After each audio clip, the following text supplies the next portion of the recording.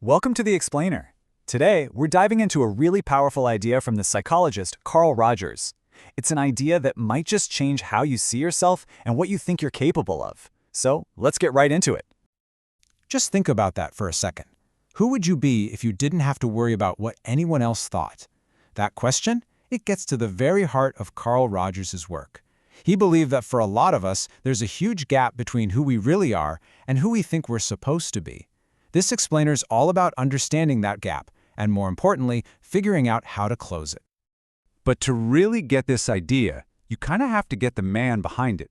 Because Carl Rogers' own life was this incredible journey toward the very thing he became famous for: authenticity.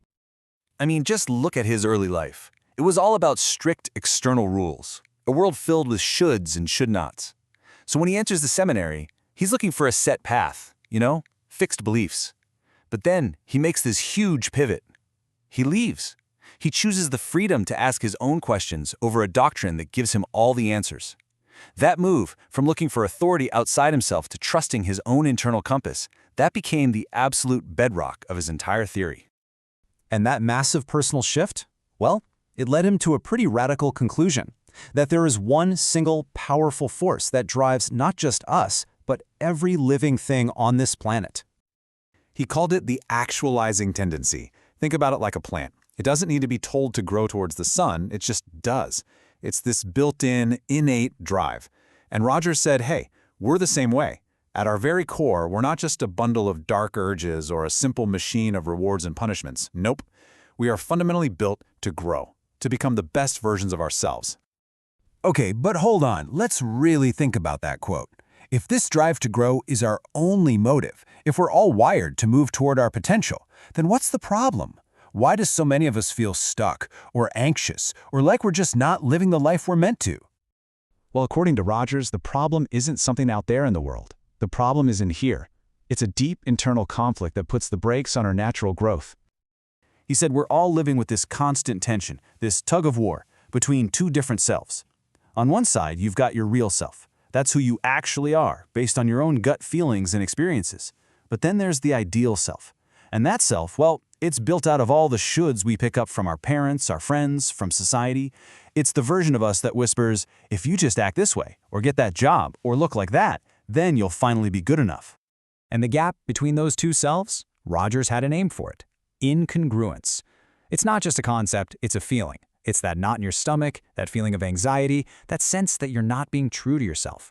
And it's so uncomfortable that our minds build these massive defensive walls to keep us from even having a look at it. We basically cook up two main strategies to protect ourselves. The first is distortion.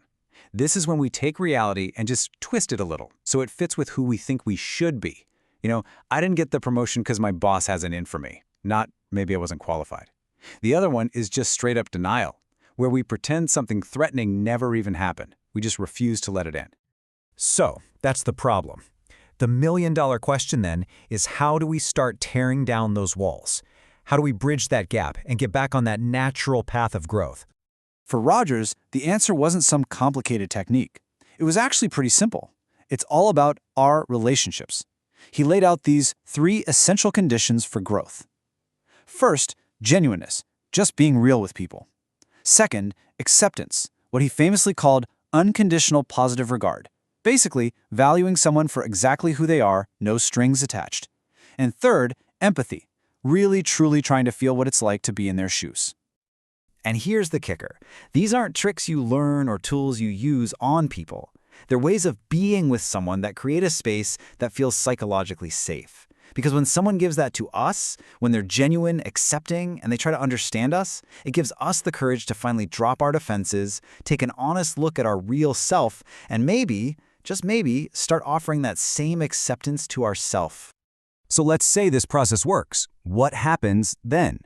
What does it actually look like when we become more congruent, when our real self and our ideal self start to line up? Honestly, the results are pretty amazing. We get less defensive, we can put down the shield, we become more open to all of life's experiences, the good and the bad. We stop living by everyone else's rules and start trusting our own judgment. That background hum of anxiety starts to fade, and because we're being more real, our relationships get deeper and more meaningful. And look, this isn't just some feel-good theory from the 1950s. Decades of modern research have totally backed this up. Scientists who study what's now called self-discrepancy theory have found a really strong link between having a big gap between your real and ideal self and having higher levels of anxiety and depression. It's a real thing. And this stuff has real-world consequences, seriously. This one study, for example, found that college students who had a bigger gap between their real and ideal selves were more likely to drink more heavily.